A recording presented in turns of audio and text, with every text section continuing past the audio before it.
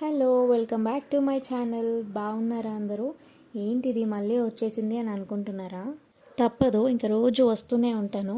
ఈ రోజైతే ఒక మంచి రెసిపీతో అయితే మీ ముందుకు వచ్చేసాను. నార్మల్గా పెసరపిండితో పెసరట్లు వేసుకుంటాం కదా, బట్ కొంచెం డిఫరెంట్గా ఉంటుందని చెప్పేసి ఇంకో గారెలు వేద్దాము అనేసి అనుకుంటున్నాను. ఈ రెసిపీని నేను కూడా ఫస్ట్ టైమే ట్రై చేస్తున్నాను. ఇంకా లేట్ చేయకుండా రెసిపీలోకి వెళ్ళిపోదాము.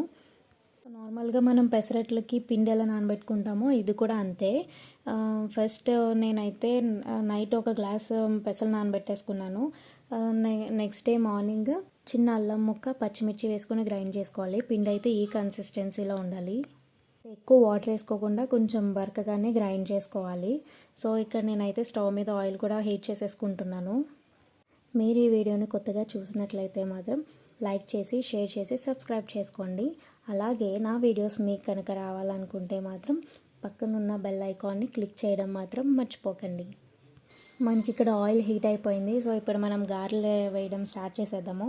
నేనంత ప్రొఫెషనల్ని కాదు, బట్ నార్మల్గా అయితే వేస్తాను. అంత పర్ఫెక్ట్గా రాదనమాట. షేప్ ఎలా వచ్చినా కొంచెం అడ్జస్ట్ చేసుకోండి. స్టార్టింగ్ ఒక 3-4 అయితే మాత్రం ప్లెయిన్ వేసాను. తర్వాత మా కోసం ఆనియన్ వేసుకున్నాం అనమాట. అంటే మా వాడు ఆనియన్ తిండు, సో అందుకని వాడి కోసం ప్లెయిన్ అనమాట. సో ఇక్కడ చూడండి, ఆనియన్స్ అయితే యాడ్ చేస్తున్నా. ఆనియన్స్ కానీ పచ్చిమిర్చి, కరివేపాకు, మీకు ఏ వెజ్జెస్ కావాలంటే ఆ వెజ్జెస్ యాడ్ చేసుకుంటే చాలా బాగుంటాయి అనమాట ఇందులో.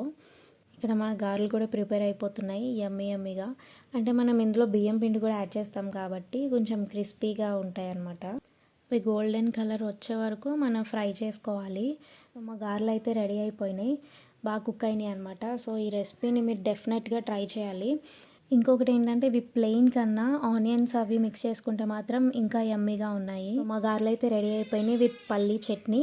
మీరు కూడా డెఫినెట్గా ట్రై చేసి నాకు కామెంట్ చేయండి. That's it for today. See you in the next video. Bye bye.